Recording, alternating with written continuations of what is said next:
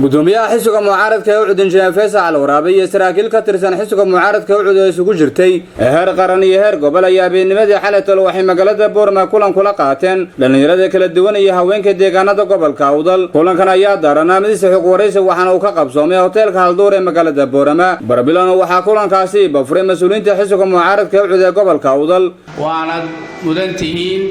in aad maaragtay tihiin xoogii dalkan Somaliland waa in tala iyo waanaba aad ka qaadataan injineerka gudoomiye waxa tahay qofka quraanka ee u hiiriya mar walba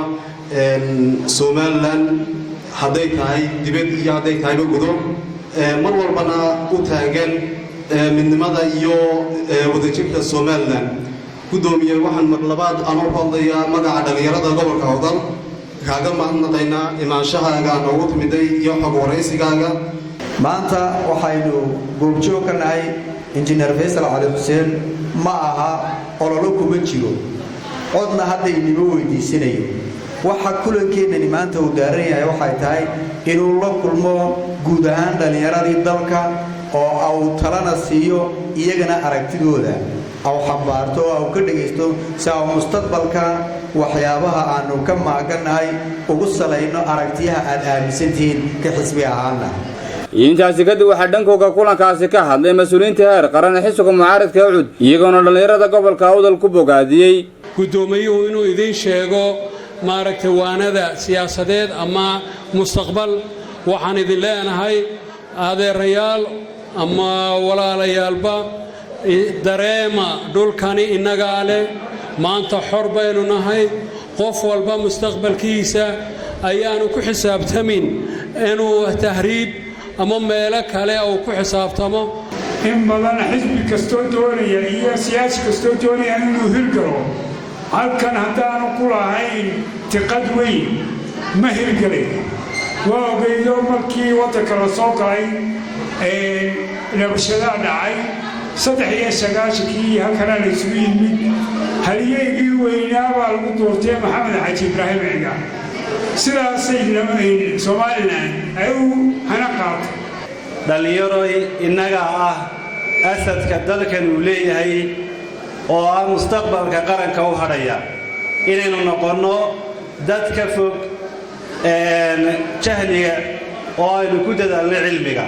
waxaan idinku dhiirigelinayaa inaad ka fogaataan qabyaaladda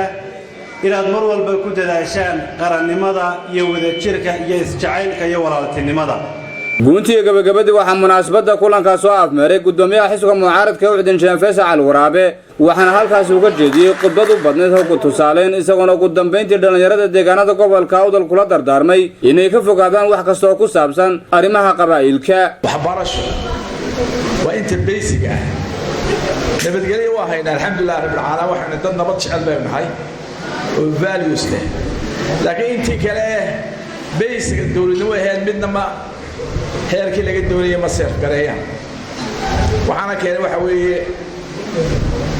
waa lack of knowledge aqoon darro ayaa weeye isjeclaada qabiilka waa taqaanaa in abtigaabu reer kale ka dhigaya cadow kaaga dhigaya abtigaabu ka fogeynaya way reerihii hadda waa abtigaa waa riximkii wax alla wax faa'iido aan ahayn cudur iyo calooxumo iyo xasma leh bahalka ma ka aragtaan mid la wata شيء أعوذ بالله من الشيطان ده كيا هذا هدق سنين هذا أيدي دعيني إلهي مستوى خير وهكذا إلهي دلكينا دلوا سوى هاتشرون ولا جه هاتشري إلهي نقدر سبحانه وتعالى ضد استعل ولا جس فرح وحمانته إسكان أهمية إلهي نقدر سبحانه وتعالى مستوى في عام إن شاء الله إلهي كبرنا كتابك إلهي السنة رسولك عليه الصلاة كاسين وكسر قدونا إن شاء الله تعالى إن شاء الله. وعمران حسين آدن ورقة تلفزيون كعالمي هون كيبل تي في بورما.